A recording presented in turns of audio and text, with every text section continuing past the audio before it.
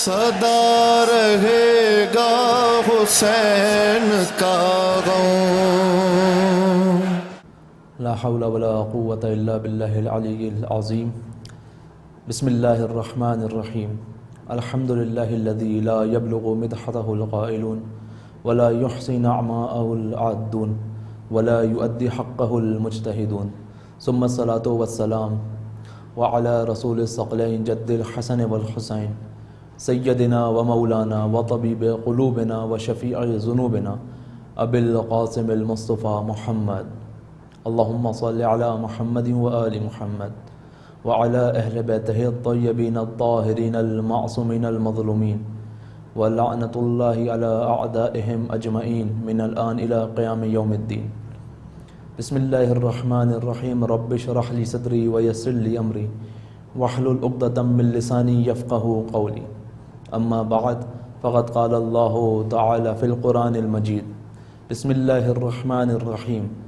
الله ولي الذين آمنوا يخرجهم من الظلمات إلى النور والذين كفروا أولياؤهم الطاغوت يخرجونهم من النور إلى الظلمات أولئك أصحاب النار هم فيها خالدون.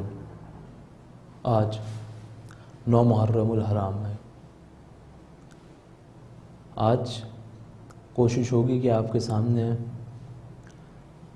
ہدف قیام امام حسین علیہ السلام پر گفتگو کی جائے کہ اصل ہدف امام حسین کے قیام کا کیا ہے.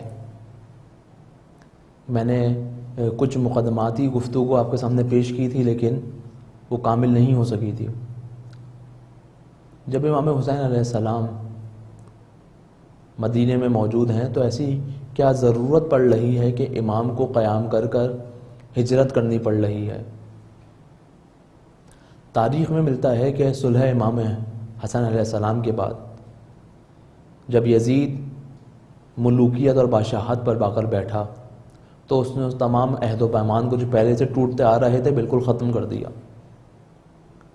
اور خود یزید کا بیٹھنا بھی عہد شکنی میں سے ایک شک تھی. جب یزید ملوکیت پر اور بادشاہت پر فائز ہو گیا، بیٹھ گیا آ کر، تو اس نے ولید کو، جو کہ مدینے کا حاکم ہے، یہ پیغام بھیجا کہ حسین سے میرے لیے بیعت طلب کی جائے. ولید نے مروان کو بلایا اور اس سے گفتگو کی، مشورہ کیا کہ امیر کا اس طریقے سے خط آیا ہے، میں کیا کروں. مروان کہتا ہے کہ میں اگر تمہاری جگہ ہوتا تو میں امام حسین سے بیعت طلب کرتا، اور اگر وہ بیعت نہ دیتے تو میں قتل کر دیتا. امام حسین کو بلایا جاتا ہے، ولید طلب کرتا ہے. امام بنی ہاشم کے نوجوانوں کے ساتھ وہاں پر جاتے ہیں اور بنی ہاشم کے نوجوانوں کو کہتے ہیں کہ تم لوگ باہر ٹھہرو، اگر میری آواز و صدا بلند ہو تو تم لوگ اندر داخل ہو جانا. امام حسین جب اندر جاتے ہیں تو ولید سے محو کلام ہوتے ہیں، اور ولید کہتا ہے کہ اس طریقے سے امیر کا میرے پاس پیغام آیا ہے کہ آپ اس کی بیعت کر لیں. امام حسین علیہ السلام یہاں پر وہ تاریخی جملہ کہتے ہیں جو میں بیان کر چکا ہوں کہ مجھ جیسا یزید جیسے کی بیعت نہیں کر سکتا اور نہیں کرے گا. یہ خود امام حسین کا جملہ فقط و فقط کربلا سے مخصوص نہیں ہے، کیونکہ امام نے یہ نہیں کہا کہ میں حسین یزید کی بیعت نہیں کروں گا، بلکہ امام حسین نے یہاں پر دو گروہ کو تابعد بتایا ہے کہ مجھ جیسا یزید جیسے کی بیعت نہیں کرے گا. یعنی تابعد قیامت تک اگر کوئی سیرت حسینی پر چلنے والا ہے وہ کبھی بھی یزیدیت کے سامنے گھٹنے نہیں ٹھیکے گا. یہ امام نے واضح وہاں پر بیان کیا. جب بیان کیا، امام پلٹ کر آنے لگے تو مروان کہتا ہے کہ ان کو شہید کر دیا جائے. امام حسین پلٹتے ہیں اور غصے میں اس سے کہتے ہیں، غضبناک حالت میں کہتے ہیں کہ تو مجھے شہید کرے گا. بنی ہاشم کے نوجوان جیسے ہی امام حسین کی صدا بلند ہوتی ہے اندر آتے ہیں. اب مدینہ جو ہے وہ امام حسین علیہ السلام کے لیے سیف نہیں ہے، اور معاشرے کے اندر مختلف بدعتیں، مختلف مشکلات وجود میں آ رہی ہیں. اب یہاں پر امام حسین کیا کام انجام دے رہے ہیں؟ امام حسین اب اس بات کو درک کر رہے ہیں کہ کسی ایسے قیام کی ضرورت ہے کہ جو لوگوں کو ہدایت دے سکے. اسی اسنا میں جب کوفیوں کو پتہ چلتا ہے کہ امام نے بیعت سے انکار کر دیا تو تمام کے تمام افراد سلیمان ابن سرود خزائی کے گھر میں جمع ہوتے ہیں، اور سلیمان ان سے خطاب کرتا ہے کہ مجھے پتہ چلا ہے کہ امام حسین نے جو فرزند امام علی اور رسول خدا ہیں انہوں نے یزید کی بیعت سے انکار کر دیا ہے، تو ہمارا فریضہ یہ بنتا ہے کہ ہم ان کی مدد کریں اور ان کو پیغام بھیجیں کہ ہماری نصرت کے لیے آئیں۔ ادھر مدینے میں امام مدینے کو ترک کر کر مکے کی طرف جا رہے ہیں اور یہ کہتے ہوئے نکل رہے ہیں کہ میں اپنے جد کی امت کی اصلاح کے لیے نکل رہا ہوں، میں رسول خدا کی امت کی اصلاح کے لیے نکل رہا ہوں، میں عمل بالمعروف اور نہی عن المنکر کے لیے نکل رہا ہوں۔ امام مکے پہنچتے ہیں اور امام کو خط موصول ہونا شروع ہوتے ہیں کوفیوں کی طرف سے۔ تاریخ کے جملے ہیں یہاں تک کہ 12,000 خط امام حسین علیہ السلام کو موصول ہوتے ہیں۔ اب یہاں پر ایک سوال پیدا ہوتا ہے کہ امام کے قیام کی اصل وجہ تھی کیا؟ کیا امام نے یزید کے بیعت طلب کرنے کی وجہ سے قیام کیا، یا امام نے کوفیوں کے خط آنے کی وجہ سے قیام کیا، یا اس کے علاوہ کوئی اور وجہ تھی؟ اگر یہ سوچا جائے کہ امام کا قیام جو ہے یزید کی بیعت طلب کرنے کی وجہ سے ہے، تو کیا اگر یزید امام سے بیعت طلب نہ کرتا اور معاشرے میں مختلف قسم کے بدعتیں، مختلف قسم کے مشکلات اور دین اسلام کو نقصان پہنچاتا رہتا تو کیا امام قیام نہیں کرتے؟ نہیں، ایسا نہیں ہے، امام قیام کرتے، بس امام کی قیام کی اصل وجہ یزید کی بیعت طلب کرنا نہیں ہے۔ پھر کیا کوفیوں کا خط بھیجنا امام کے قیام کی وجہ ہے؟ تو کیا اگر وہ کوفی امام کو خط نہ بھیجتے اور معاشرے کے اندر یہ خرافات اور یہ مشکلات وجود میں آتی رہتی تو کہ امام قیام نہیں کرتے؟ نہیں، ایسا نہیں ہے، امام تب بھی قیام کرتے۔ تو اس کا مطلب یہ ہے کہ کوئی اور وجہ ایسی ہے جس کی وجہ سے امام علیہ السلام نے قیام کیا۔ وہ وجہ کیا ہے؟ وہ وجہ ہے جو مدینے سے نکلتے ہوئے امام حسین علیہ السلام نے فرمایا کہ میں اپنے جد کی امت کی اصلاح کے لیے نکل رہا ہوں، میں عمل بالمعروف اور نہی عن المنکر کے لیے نکل رہا ہوں، میں عمل بالمعروف اور نہی عن المنکر کے لیے نکل رہا ہوں۔ یعنی امام کا اصل مقصد قیام یہی ہے کہ لوگوں کی ہدایت کر سکیں، لوگوں کو اس گمراہی سے نکال سکیں جس گمراہی میں وہ داخل ہو گئے ہیں۔ اللہ ولی الذین آمنوا، اللہ ولی ہے صاحبان ایمان کا، کیا کرتا ہے؟ یخرجہم من الظلمات الی النور، ان کو ظلم سے نکال کر نور کی طرف لے کے جاتا ہے۔ والذین کفروا، اور جنہوں نے کفر اختیار کیا، اولیاءہم الطاغوت، ان کے اولیاء جو ہیں وہ طاغوت ہیں، یعنی ان کی ولایت خدا کی ولایت کے مقابلے پر ہے، ان کی حاکمیت و سرپرستی خدا کی حاکمیت و سرپرستی کے مقابلے پر ہے۔ تو کیا کریں گے وہ لوگ پھر ان کے ساتھ؟ یخرجونہم من النور الی الظلمات، وہ ان کو نور سے نکال کر ظلمت کی طرف لے جائیں گے۔ اور معاشرے میں یہی ہوا، یزید اسلامی سلطنت کو، اسلامی حکومت کو نور سے نکال کر ظلمت کی طرف لے کے جا رہا تھا۔ وہ نور جس کو رسول خدا لے کر آئے تھے، وہ نور جو وحی خدا کی صورت میں رسول خدا تک پہنچا اور انہوں نے معاشرے کے اوپر نافذ کیا، اس نور سے نکال کر ظلمت کی طرف لے کے جا رہا تھا۔ اور امام حسین کا قیام معاشرے کو اس ظلمت سے نکال کر نور کی طرف لے کے جانا تھا۔ اسی لیے رسول خدا صلی اللہ علیہ وسلم کی ایک حدیث ہے کہ ان الحسین مصباح الہدی و سفینۃ النجات، حسین روشنی کا چراغ، ہدایت کا چراغ اور نجاتی کشتی ہے۔ یعنی امام حسین وہ چراغ ہدایت ہیں کہ جو اس تک پہنچ گیا بغیر ہدایت پائے نہیں رہے گا۔ یعنی رسول خدا اپنے بعد سمندر اسلام کے اندر ایک ایسے بھور کو، ایک ایسے طوفان کو دیکھ رہے تھے کہ انہیں یہ بتانا پڑا کہ جب تم اسلام کے اندر ایک ایسے بھور اور طوفان کو دیکھو کہ نہ تمہیں ہدایت مل رہی ہو نہ نجات مل رہی ہو، تو تم حسین سے متصل ہو جانا، جو ہدایت کا چراغ بھی ہیں اور نجاتی کشتی بھی ہیں۔ وہ تمہیں ہدایت بھی دیں گے اور نجات بھی دیں گے۔ جب معاشرت ظلمت کی طرف جا رہا ہو تو امام حسین علیہ السلام نے اس ظلمت سے نکال کر معاشرے کو نور میں لے کے جانے کے لیے قیام کیا۔ اصل ہدف امام حسین کا عمل بالمعروف اور نہی عن المنکر تھا۔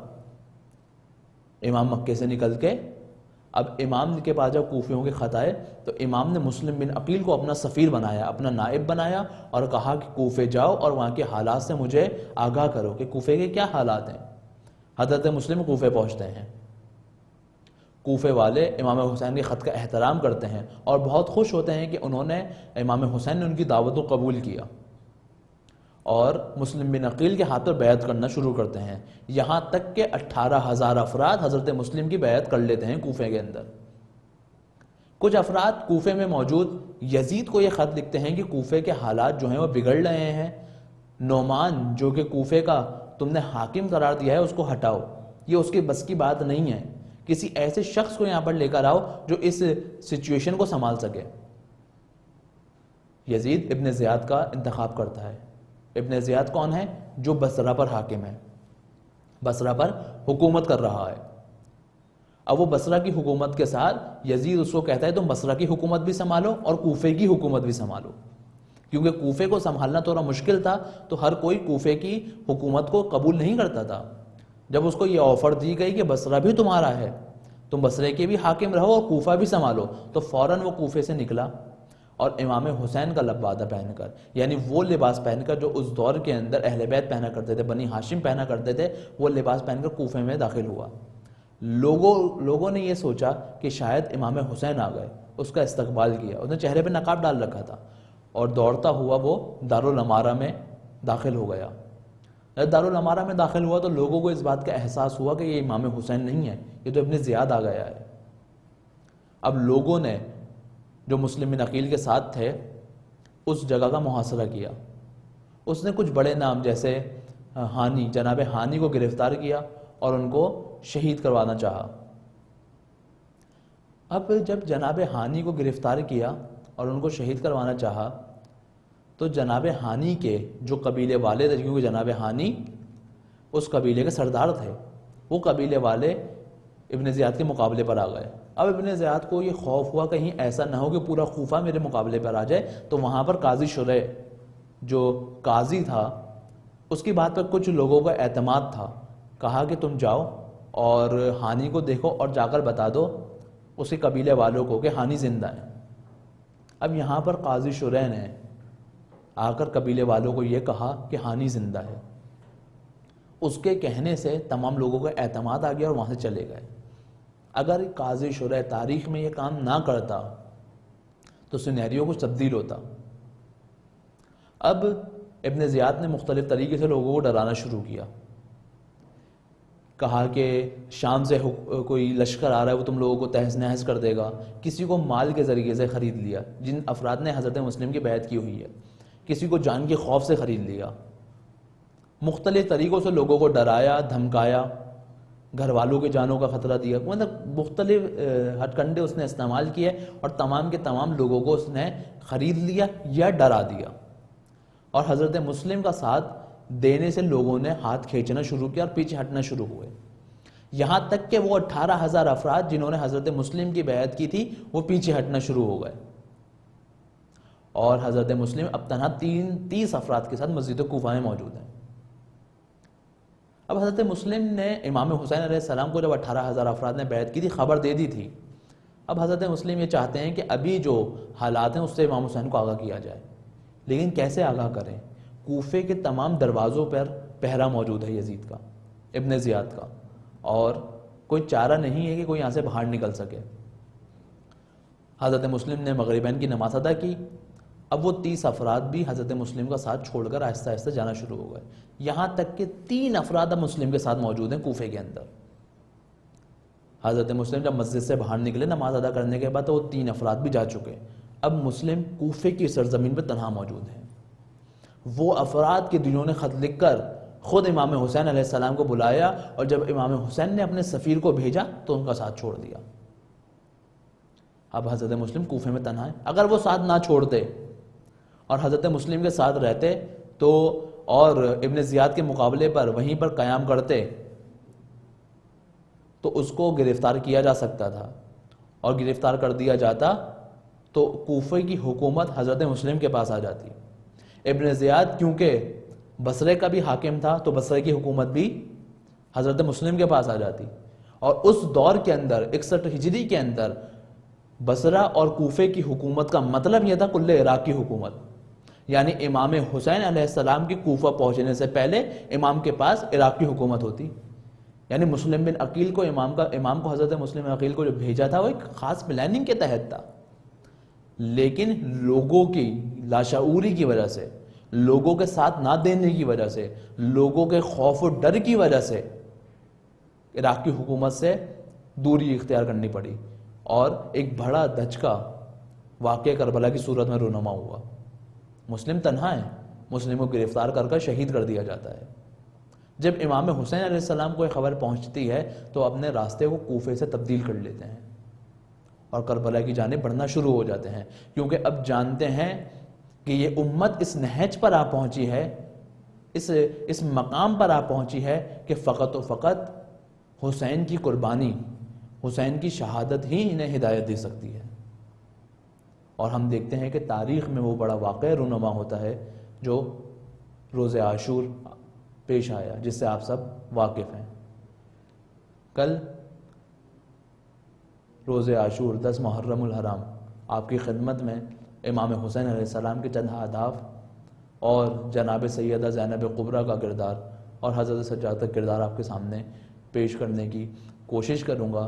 جب تک خدا آپ کا حامی و ناصر ہو، خدا حافظ۔ صدا رہے گا حسین کا